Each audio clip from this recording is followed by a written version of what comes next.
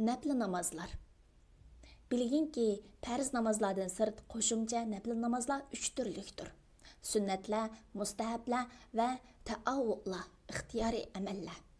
Sünnet namazlar Peygamber sallallahu aleyhi ve sellem davamlıq ötügen nəfli namazlar bulup, bular pərz namazlardan sırt davamlıq oquladigan ta'kidlangan sünnet namazlar, vitr və çaşqı namazıga oxşaş namazlardır. Mustahab namazlar Peygamber sallallahu aleyhi ve sellem tarafından fazileti bildirilgan, lekin davamlıq ötügenligi naql qilinmagan namazlar bulup, bular öýgə kirgende ve öyden çıqqanda oquladigan namazga oxşaş namazlardır. Tatavvuqlar yuqorqilarning sirtidagi namazlar bo'lib, ular hech qanday rivoyat kelmagan, lekin bir banda o'z ixtiyori bilan o'taydigan namazlardir. Bu 3 turlik namoz nafl namozlar deb ataladi. Chunki nafla ortiq, ziyoda deganlik bo'lib, bu nafl namozlar farz namozlarga qo'shimcha yana ortiq namozlardir. Bilginki, badan o'z ixtiyorligi bilan qiladigan amallarning eng afzali namozdir. Nafl amallarning qismlari va fazilatlari mashhur bo'lib, bular fiqhiy asarlar va boshqa kitoblarda bayon qilingandir.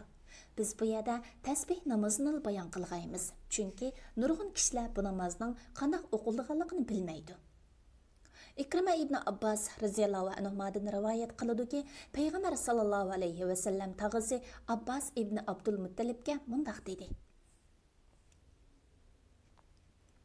"Ey tag'a, agar baja keltirsang, Alloh taolo sening burunqi va keyingi ko'na va yangi, sahvan va qasdan kichik va cho'ng, maxfiy va oshkor gunohlaringni mag'firat qiladigan bir ishni senga o'gitib qo'yishimni xohlamsan?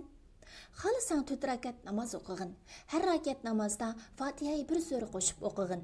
Birinchi rakatning qiroatidan keyin o'r turgan holatda 15 qatim subhanalloh, alhamdulillah, la ilaha illalloh va Allohu akbar. Allah Taala barliq ayb nuqsandan paytdir, bütün hamd sanolar Allah Taolaga xosdir. Allah Taoladan boshqa iloh yo'qdir. Allah buyukdir" degan. Ondan rukuga bar, rukuda yana 10 qatim shundaq degan. Ondan rukudan turib yana 10 qatim shundaq degan.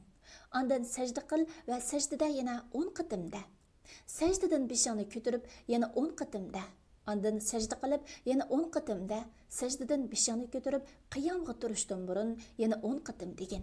Shunda qilib bir rakatda 75 qatim degan. Qolgan rakatlarni shundaq o'qig'in. Agar bu namozni har kuni bir qatim o'qish imkoniyating bo'lsa, o'qig'in. Uningga imkoniyating bo'lmasa, har juma kuni bir qatim o'qig'in.